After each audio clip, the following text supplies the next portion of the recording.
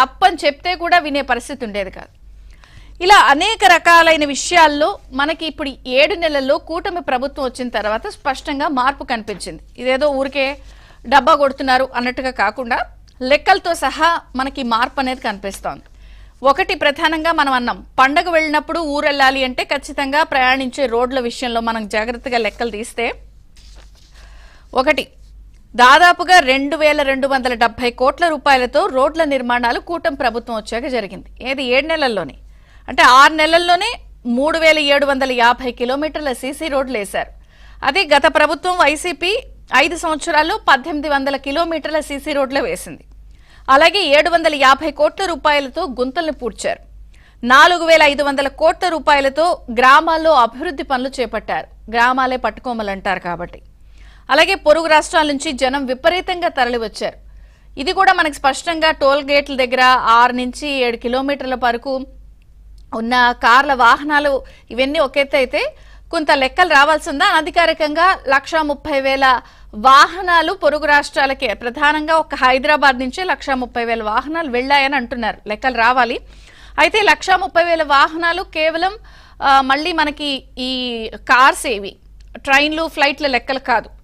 50 నుంచి 60 లక్షల మంది ప్రజలు మనకు ఎలక్షన్స్ టైంలో విదేశాల నుంచి ఓటేయడానికి ఎలా వచ్చారో ఒక 50 నుంచి 60 లక్షలు హైదరాబాద్ నుంచి వాళ్ళ సొంతూళ్ళకి పండుగ జరుపుకోవడానికి వెళ్ళిన స్వేచ్ఛాయుత వాతావరణం కూడా కనిపించింది. రోడ్లలో మార్పు కనిపించింది, జనంలో మార్పు కనిపించింది, జీవితాల్లో మార్పు కనిపించింది.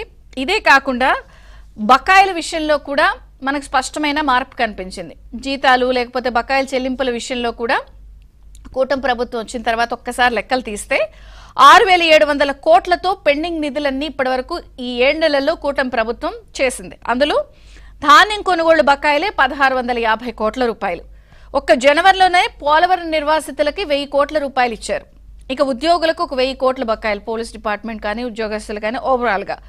అలాగే విద్యార్థుల ఫీజు రీఎంబర్స్మెంట్ బకాయిలు కూడా 788 కోట్ల రూపాయలు రిలీజ్ చేశారు. అంటే ఒక పక్కన గత ప్రభుత్వం పెట్టినటువంటి పెండింగ్లన్నింటినీ కూడా బకాయిలను క్లియర్ చేసుకుంటూ వచ్చారు. నిజంగా ఇది బకాయిల నామ సంవత్సరాన్ని క్లియరెన్స్ లాగానే ఉంది.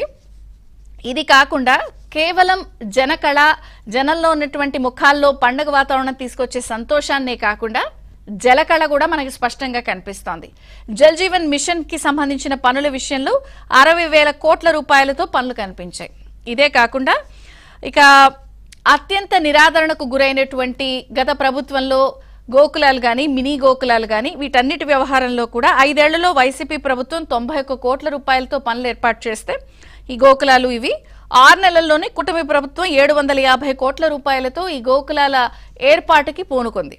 అంటే చాలా స్పష్టంగా ఇక్కడ మనం ఈ 7 నెలల్లో గమనిస్తే కూటమి ప్రభుత్వం ఏదైనా తప్పు చేస్తే కూడా మీడియా కానీ ప్రజలు కానీ చాలా స్వేచ్ఛగా సోషల్ మీడియాలో వాళ్ళ మాధ్యమాల్లో ఇది తప్పు, ఈ నిర్ణయం తప్పు, లేకపోతే మీరు ఈ నియామకం తప్పు చేస్తున్నారు, లేదా మీ నిర్ణయాల్లో దీని పర్యవసానాలు ఇలా ఉంటాయి అని చెప్పినా కూడా కూటమి ప్రభుత్వం దాన్ని తీసుకుంటోంది, లేకపోతే సరిదిద్దుకుంటోంది. కానీ చెప్పిన వాళ్ళని ఎక్కడ టార్గెట్ చేయడాలు, లేదా ఆంక్షలు పెట్టడాలు, నిర్బంధించడాలు, హౌస్ అరెస్ట్ చేయడాలు కూడా మనం 7 నెలల్లో గమనిస్తే లేవు.